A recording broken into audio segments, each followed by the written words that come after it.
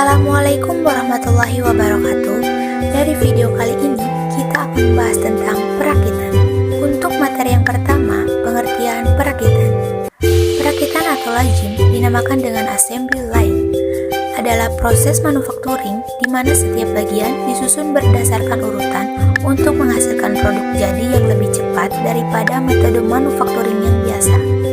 Proses assembly line itu sendiri dikenalkan oleh Henry Ford sebagai pendiri perusahaan mobil Ford. Lalu, prinsip assembly line yang dikemukakan oleh Henry Ford sebagai berikut. Pertama, meletakkan peralatan dan pekerja dalam urutan pekerjaan atau operasional, sehingga setiap bagian atau komponen dapat dipasang secara berurutan sampai dengan proses akhir. Dan kedua, area kerja untuk pemasangan komponen dibuat secara nyaman sehingga kerja dapat secara mudah memasang komponen ke dalam rangkaian produk yang berjalan di atas konveyor. Manfaat dalam metode perakitan. Berikut penjelasannya. A. Pekerja tidak perlu mengangkat beban berat. B. Tidak ada posisi membungkuk yang menyebabkan kelelahan fisik pekerja. C. Tidak memerlukan pelatihan khusus dalam penggunaan assembly line. D. Pekerjaan yang sangat mudah dan dapat dilakukan oleh semua orang. E. Manfaat lainnya adalah peningkatan produktivitas yang cukup signifikan sehingga Henry Ford dapat menaikkan upah per hari pekerja. Untuk materi yang kedua, jenis perakitan.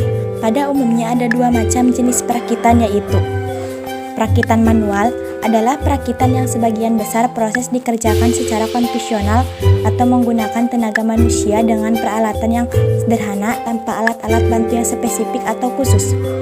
2. Perakitan otomatis adalah perakitan yang dikerjakan dengan sistem otomatis seperti otomasi, elektronik, mekanik, gabungan, mekanik, dan elektronik, mekatronik, dan membutuhkan alat bantu yang lebih khusus. Sedangkan untuk jenis perakitan dapat dibedakan menurut jenis produk yang akan dilakukan perakitan, yaitu 1. Produk tunggal. Jenis perakitan tunggal yaitu perakitan dengan produk hanya satu jenis saja.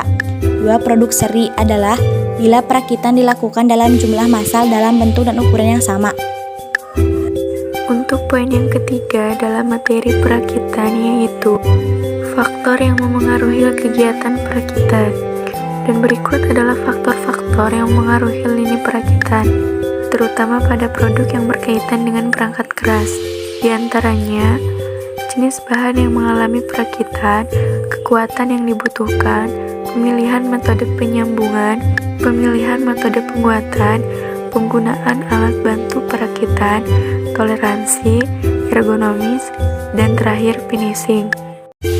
Untuk poin yang keempat dalam materi perakitan yaitu desain untuk manufaktur. Dalam bidang perakitan, desain untuk manufaktur atau yang disingkat dengan DFM adalah desain produk untuk semua aspek dari proses manufaktur dari desain awal. Adapun tujuan desain untuk manufaktur adalah pertama, meningkatkan mutu produk, kedua, mengurangi biaya produk, dan ketiga, mengurangi waktu yang dibutuhkan untuk pengembangan produk. Prinsip dasar untuk manufaktur. Apa sajakah prinsip-prinsip di dalam DFM? Yang ke-1, DFM dan optimasi.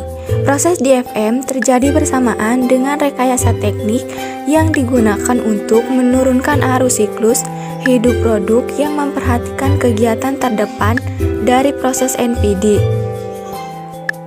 Yang kedua, keseluruhan proses adalah kuncinya. Desain untuk manufaktur dilakukan melalui kerjasama dari berbagai departemen fungsional. Yang ketiga, perubahan dalam proses desain. Untuk melaksanakan program desain, perusahaan manufaktur harus bersedia menjalani perubahan. Yang keempat, pengetahuan manufaktur dalam tahap pengembangan konsep dan desain. Dalam proses manufaktur DFM, seseorang harus menetapkan fungsi desain dengan pengetahuan yang lebih dari operasi manufaktur. Yang kelima, penggunaan sistem intelligence CAD dan teknologi komputer lainnya pada DFM. Teknologi komputer merevolusi desain dan pengembangan proses selama beberapa dekade belakangan ini. Pada materi terakhir, kita akan membahas tentang tahapan dalam desain untuk manufaktur.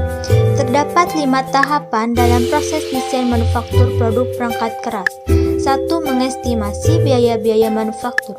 Biaya manufaktur adalah penjumlahan dari semua pengeluaran untuk semua input dari sistem dan untuk biaya yang timbul dari waste. Ada beragam cara untuk mengklasifikasikan biaya. A. Komponen cost atau biaya yang dikeluarkan untuk membeli komponen dari produk. Komponen dapat berupa komponen standar maupun komponen custom. B. Assembly cost atau biaya yang dikeluarkan untuk merakit produk. C. Overhead cost atau biaya yang tidak berhubungan langsung dengan proses produksi. 2. Mengurangi biaya komponen. Ada beberapa strategi untuk meminimasi biaya komponen, diantaranya dengan melakukan desain ulang komponen untuk mengurangi tahapan proses, melakukan analisis skala ekonomi menggunakan komponen dan proses yang standar. 3. Mengurangi biaya perakitan. Beberapa pendekatan untuk mengurangi biaya perakitan adalah dengan mengintegrasikan part, memaksimalkan kemudahan perakitan atau maximize ease of assembly, serta mempertimbangkan pelanggan assembly. 4. Mengurangi biaya pendukung produksi. Salah satu aspek yang penting dari DVM adalah mengantisipasi kemungkinan kesalahan produksi. 5. Mempertimbangkan akibat dari keputusan-keputusan DVM terhadap faktor-faktor lain. Meminimalisasi biaya produksi bukan satu-satunya tujuan dari proses pengembangan produk. Faktor lain yang penting untuk dipertimbangkan adalah pengaruh DVM terhadap waktu dan biaya pengembangan produk serta kualitas produk.